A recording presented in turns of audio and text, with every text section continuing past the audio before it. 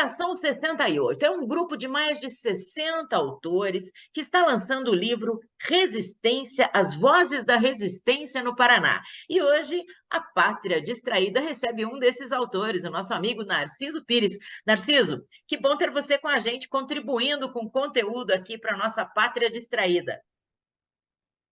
Seja Bom muito dia. bem-vindo. Bom dia. Nós estamos, na verdade, lançando este livro dentro desses 60 anos do golpe militar de 64, e a ideia é um pouco de resgate da memória histórica. Quer dizer, cada um desses autores vai contar a sua participação, onde estava, o que fazia em 64, e no decorrer de 64, mas principalmente 68 em diante, 67, 68, que é quando essa geração, na verdade, por isso chamamos de geração 68, quando vem o auge do movimento estudantil em 1968. Pois é, e ali em 64, o Brasil, exatamente nessa época do ano, ingressava em um dos períodos mais sombrios de sua história, né? E vocês estavam lá todos atuantes naquele momento, e como você disse, especialmente em 68, para evitar que as coisas tomassem toda essa proporção que tomou, não é? Como é que você descreve para a gente aquele momento de 64 a 68 e o período mais pesado de 68 em frente? Olha, para mim, na verdade, o 64 é histórico. Eu tinha 14 anos e sequer tinha noção exata do que estava acontecendo no país. E grande parte dos nossos companheiros da geração 68, da mesma forma. Quer dizer, hoje vou fazer 75 anos, e essa geração nossa vai entre 75 a 80, 74, 72 a 80, 81 anos. Então, alguns pegam realmente o golpe. Nós somos espectadores, na verdade, já que naquele momento eu tinha 14 anos. Mas eu vou me engajar no movimento estudantil em 68, e a partir daí não vou parar mais a luta contra a ditadura militar. E como é que E foi sim, para você, né? Um menino, primeiro com 14 anos, logo em seguida com 22? Não, com 18 anos. Como 18 é que anos. foi tão jovem, tão menino, perceber as coisas tão pesadas que estavam acontecendo no nosso país? Na verdade, esse resgate é importante porque dá uma ideia de que alguém fez a nossa cabeça ou coisa parecida. Minha história é bem fácil de entender. Eu era de Apucarana, norte do Paraná, um grupinho de estudantes, e que líamos muito. E todos nós tínhamos uma característica, sensibilidade social. Nós nos sentíamos indignados com a miséria e com a fome ao nosso redor. Era muita coisa. E a gente foi questionando aquilo e aprendendo, até lendo, descobrindo. Montamos o Clube Cultural de Apucarana, e a partir deste clube de discussões, de debates, isso já em 67, a gente foi tomando consciência da realidade socioeconômica do país, socioeconômica e política do país, e percebemos que a ditadura, na verdade, era o grande instrumento utilizado pelas elites econômicas para a manutenção daquela condição de exploração, de miséria, de fome do nosso povo. E aí, aos 18 anos, abraçar as ideias de contestação foi só um passo.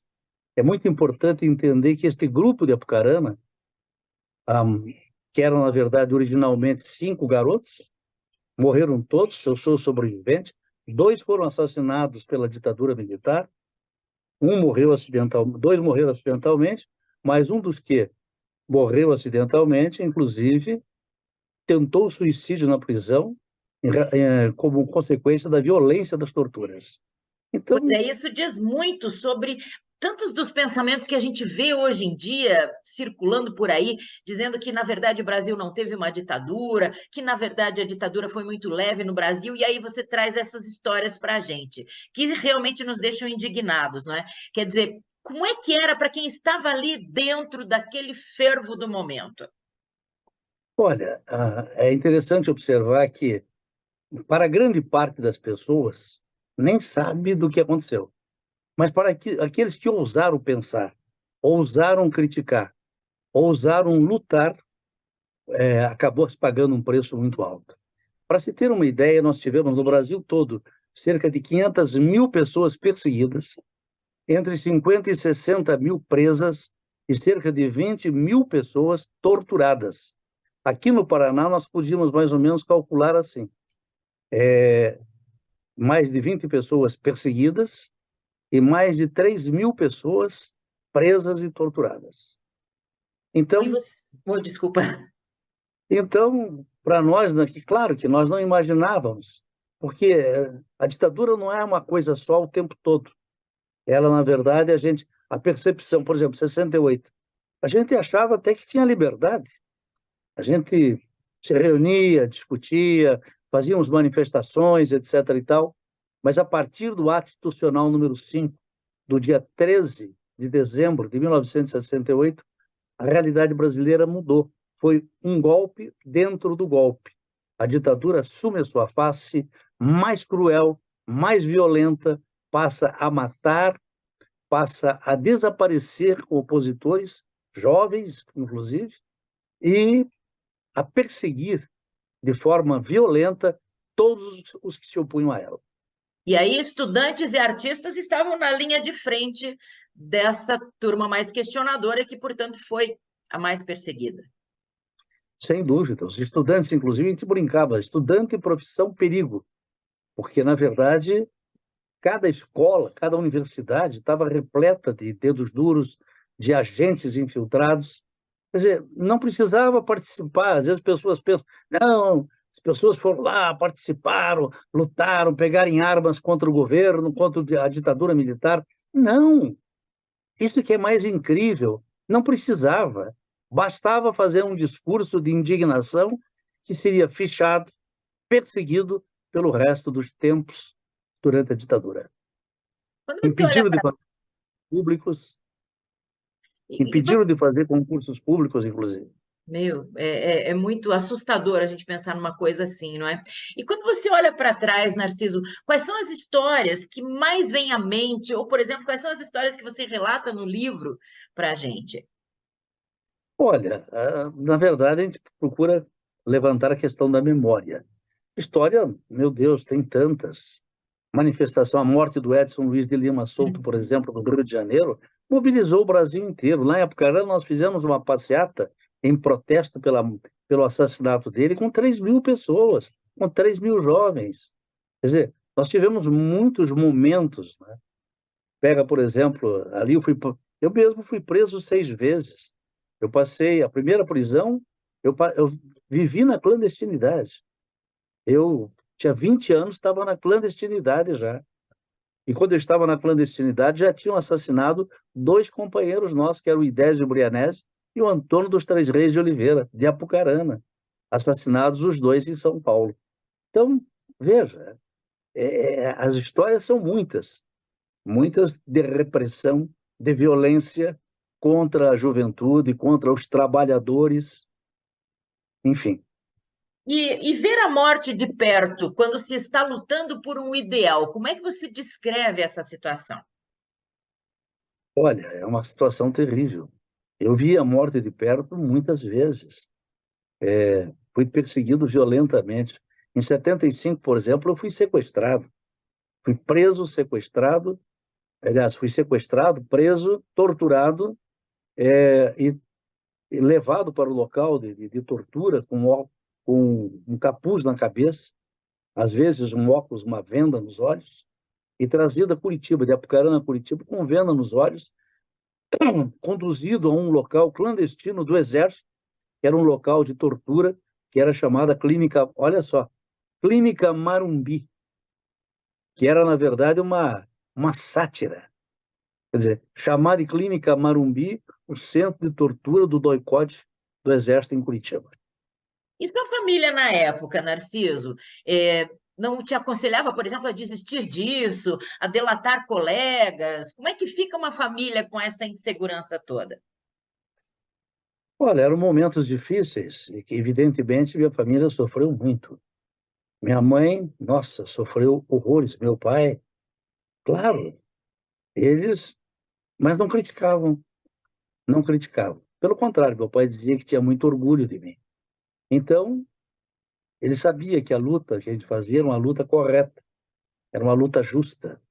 E nós lutávamos pelo quê? O que que levou a gente a ser preso, sequestrado, torturado? Lutar por democracia. Eu me lembro que quando eu estava preso, logo depois, um mês depois que eu tinha sido preso e já estava liberado dos porões de tortura e estava aí preso num quartel da Polícia Militar de Curitiba, ali na Marechal Floriano, eu me lembro do meu pai perguntar para mim, mas meu filho, o que foi que você fez? E eu dizer para ele, papai, estou lutando por democracia, por anistia. Me lembro até hoje do olhar de incredulidade dele. Mas, meu filho, o que foi realmente que você fez? Pai, eu fiz exatamente isso. Se o senhor tem dúvida, vá até a auditoria militar, mande baixar o processo e as acusações que tem sobre mim. O senhor vai ver que é exatamente isso. Não Até matei, não roubei, eu só lutei pelos direitos das pessoas. pessoas que deram contribuição financeira para famílias que tinham pessoas presas, foram presas simplesmente e torturadas. O que que essas pessoas fizeram? O que é que nós fizemos? Quer dizer, hoje eu faço infinitamente mais do que fazia ou fiz durante a ditadura militar. E, E, no aliás, esse é um entanto, aspecto. Desculpa te interromper, mas esse é um aspecto muito interessante, não é, Narciso? Você nunca deixou de lado essa luta pela democracia, esse acompanhamento de perto de toda a movimentação política do país. não, nunca deixei. Me lembro, inclusive, do seguinte: eu fui preso 6 vezes. Na primeira fiquei 20 dias, na segunda fiquei 2 anos preso. Na terceira, quarta, quinta e sexta, já era prendia, soltava, prendia e soltava. E a última vez que eu tive um entreveiro com a repressão, estava colando cartazes em 1983 na Praça Rui Barbosa, e passa um carro da polícia, estávamos eu e a filha do Alencar Furtado e o genro do Alencar Furtado, que tinha sido caçado, inclusive. Aí, estou lá, simplesmente colando cartazes. Passa um carro da polícia, de longe, abre o vidro e grita lá de dentro: Ê, Narciso, você não tem jeito mesmo. Você de Foi minha, novo, cara! foi minha última experiência, digamos assim, com a polícia durante a ditadura militar. E aqui, Enfim, por que que você acredita que, como você disse, né, você foi um sobrevivente? Como é que você conseguiu escapar da mão mais pesada da, da polícia? olha, escapada, na verdade, a gente não escapava. Claro, quando podíamos, eu fugi. Na primeira vez, eu fui foragido político, mas era difícil escapar de verdade, porque vinha a repressão e, por exemplo, fui preso 4 vezes na Rua 15 fazendo um discurso contra a ditadura. Nesse momento, já na fase dos 81, 82, já não tínhamos mais medo, quer dizer, a gente já enfrentava de peito aberto. Mas antes não, antes era mais difícil. Agora, escapar como? Você tinha que denunciar a ditadura. Como é que você denuncia a ditadura se não, naquela época não tinha internet? Era na rua, era nas praças, era fazendo comícios relâmpagos. Então, assim era aqueles tempos.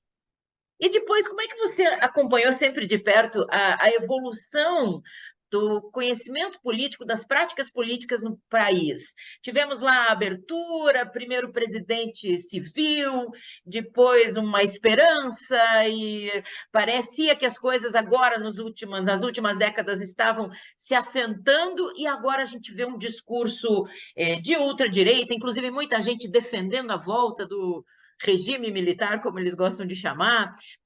O que que aconteceu com esse país para as pessoas apagarem tão rapidamente essa memória? Olha, o Brasil é um país sem memória. Se você pegar, na verdade, passa-se a ideia de que o Brasil é um país cordial, é um país pacífico, quando, na verdade, é um dos países mais violentos do planeta. horas. Nós temos uma origem violenta. Nós somos construídos, o Brasil é construído em cima da escravidão negra. São cerca de 4 milhões de seres humanos trazidos da África para cá para trabalho escravo. E isso por quase 400 anos. Nós, na verdade, nos construímos em cima do genocídio indígena.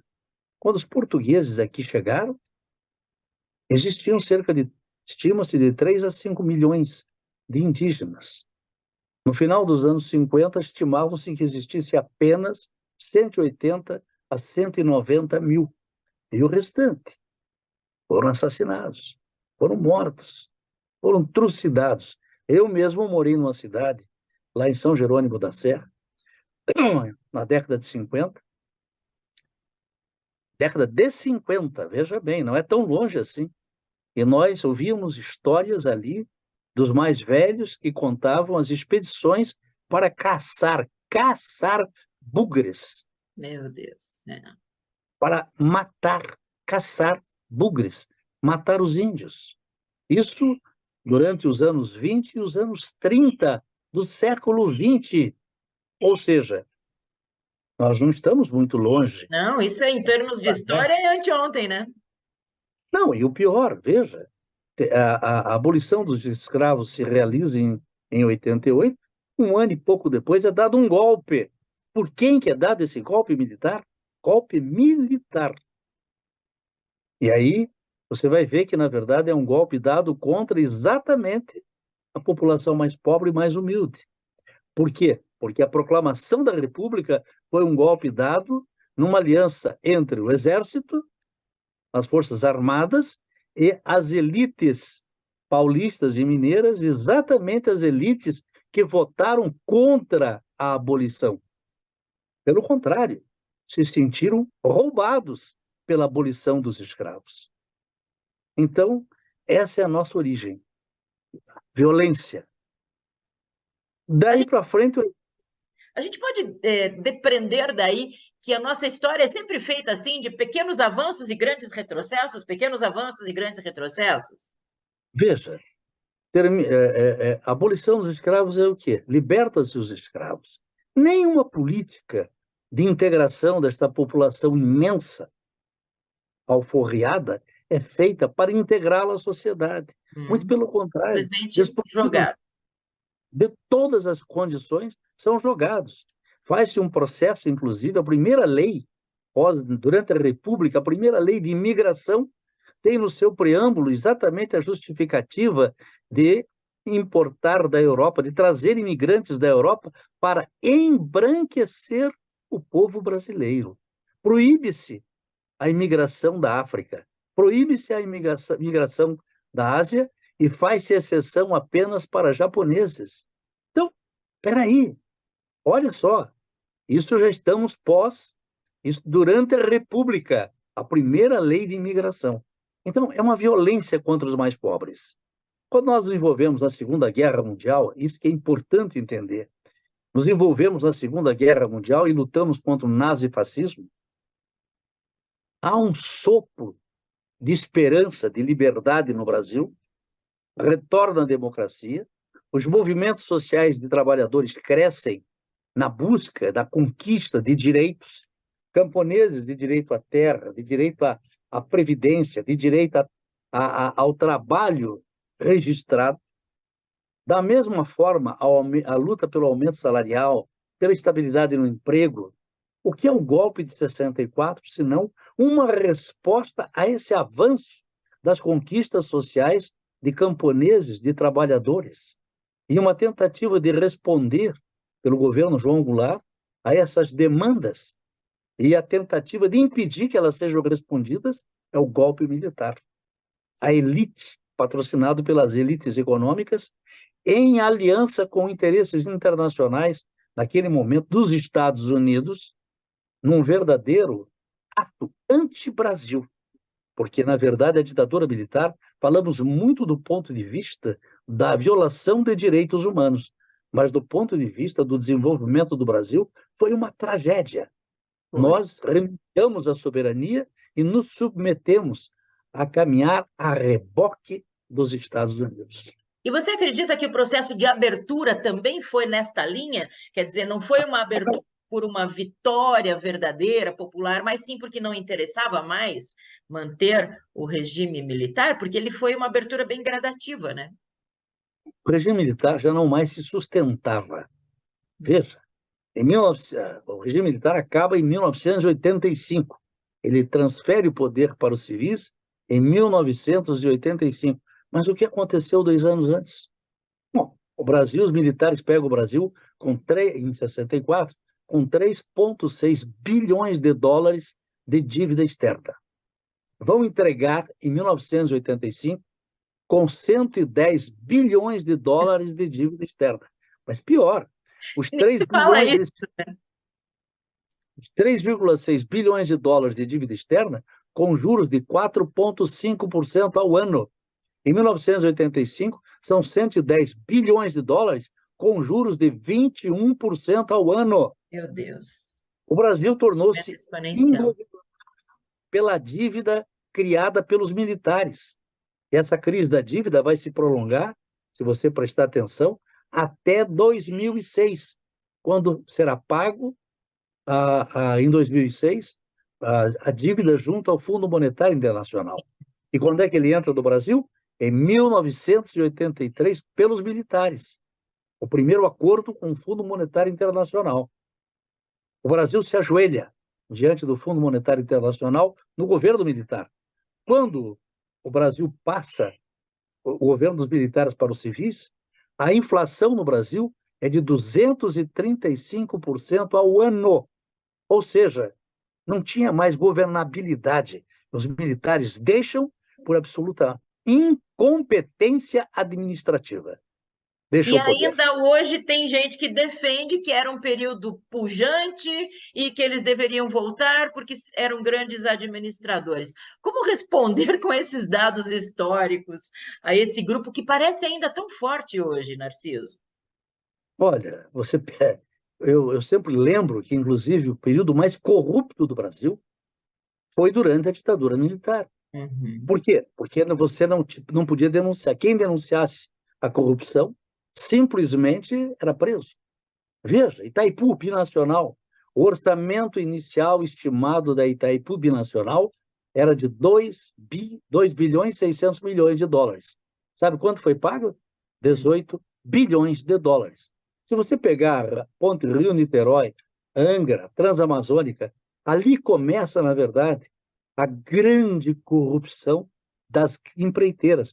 Essas empreiteiras envolvidas em corrupção, ela constrói esse modo operacional exatamente durante o regime militar.